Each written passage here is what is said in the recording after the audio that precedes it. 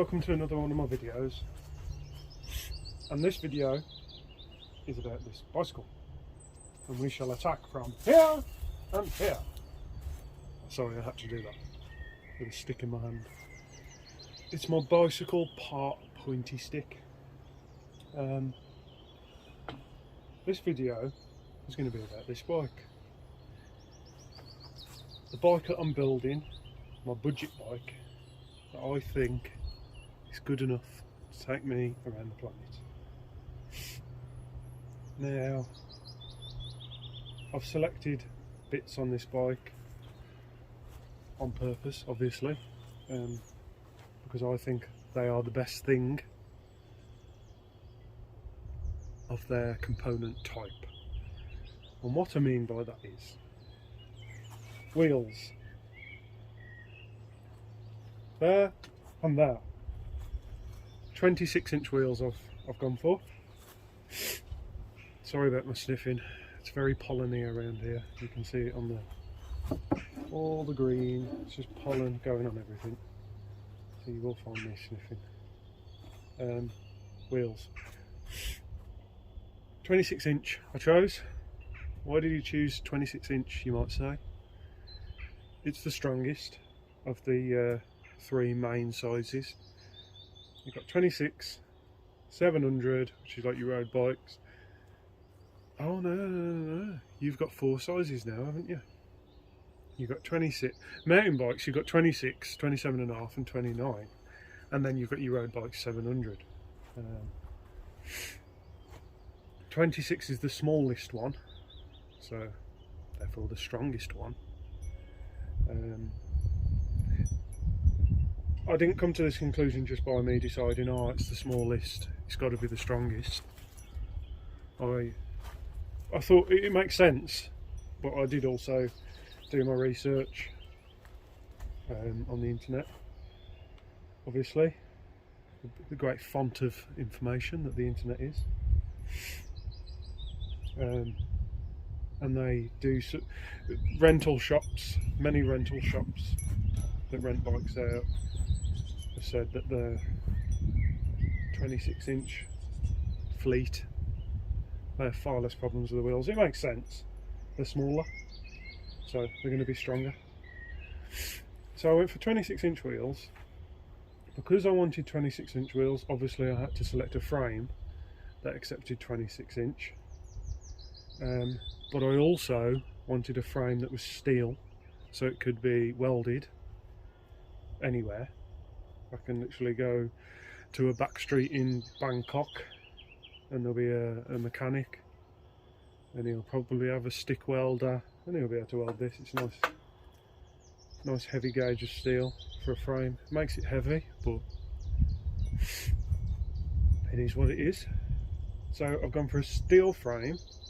I've gone for a frame with actually a bit of a pedigree. Most people won't have heard of it. It's the Saracen Sahara, first ever bike to scale and descend Kilimanjaro. A little bit of information for you there. Not that that helps me, but just a little story. So we've got a steel frame that can be repaired anywhere. That accepts 26-inch wheels, which are the strongest ones for load carrying, me and my luggage. These particular wheels are not necessarily the ones I'm going to use because... Oh, also, by the way, I've gone for rim brakes. Most of my components I want to be able to buy from supermarkets or bike shops with only basic parts, which is what you're going to find mainly in Asia, bike shops with basic parts. And this style of rim brake is as basic as you get, so we've gone for that. But it does wear away the rims because they're essentially part of your braking system, and especially the back one that I've got on at the minute, that's very worn, and I don't want to begin with a very worn one because they can split and fall apart. So not necessarily these particular wheels I'll be using, but I will be using, unless this changes, the Schwab Land Cruisers that are on there for now. You know, I'll probably be using many tyres of different types, whatever I can get at the time. So we've gone for 26-inch steel frame, the Brooks leather saddle, which is basically what everyone uses. Even non-budget builds use the Brooks. You know, bikes that cost thousands, they use that saddle. I've bought a second-hand one, obviously, so it's worn in already. Won it on eBay.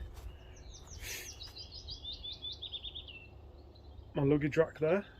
No particular reason I've used that luggage rack other than I've used that luggage rack for years. It's never let me down. It's strong. If it breaks, I'll use a different one. It's all about budget components. I've raised the front up massively to increase comfort, so I'm more of an upright seating position. I've added these on. I've always called them bull bars, I don't know if that's the correct name, but I've added these on just to create a different hand positions that I can use. I think I actually need to raise them up a bit. I did 16 miles on this bike the other day, first ever test ride. Once again, I should have filmed that. Filming will be happening now with different things. My channel's back, like I said in my revival video. I think I need to raise them up. I removed the front gearing. As you can see, that is a three ring front chain ring, but I had a new part come. I don't know if you can see. There it is. A mountain bike 30 tooth front ring, just a single one, nice big teeth to go on there. That one there is off one of my other bikes that I'll be selling. Just to use the bike, I wanted to try it. That there's just a little guide which is currently turned around to be not in use at the minute, but it'll come into use when the single ring goes on the front there. So on the back, you might think, because I haven't got the choice of changing gears on the front, I've gone for the smallest gear that I could buy. Oh, by the way, any bike parts that I buy, I am trying to buy them from Decathlon, because on my journeys I've seen Decathlons everywhere. I'm trying to make this bike not necessarily indestructible, but all the components are very easy to replace. That's the tactic I'm going for. So you get your front gears there. The pedals, they are good pedals.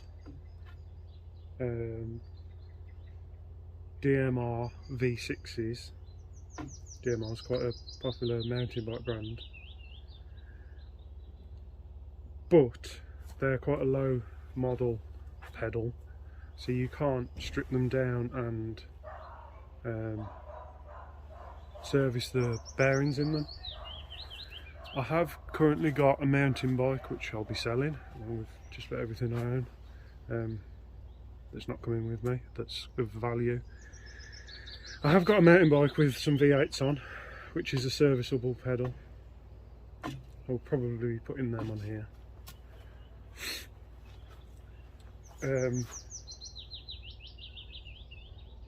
What we got so far, we've done the wheels, we've done the brakes. My little frame bag there, I could fit a bigger one in, but I want to be able to use the bottle holder there. So what I will say is this bike's not finished and ready. You're just joining me part way through the build, so to speak. I've got some mudguards on. They're very rattly and loud and don't look rusty from your point of view, but they were rusty. I wire brushed them down and painted them. Don't know how long they'll last, but it's just mudguards. You know, you get a little hole, tape it up, It's a budget build, remember. And that's where I am now, really. Oh, I got sidetracked as usual. I've gone for 7-speed on the back because it's the most common across the world. I'm talking across poor countries. So, like 26-inch, for example, it's not as common as 27.5-inch in England, but as far as the world is concerned, it's by far the most common. You go to Asia, there's more bicycles than cars. This stem is off. A lot of parts are off mountain bikes that I had years ago. This I've always had around. It's long enough there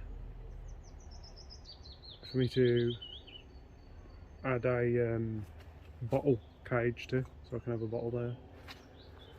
I will be putting a front luggage rack on,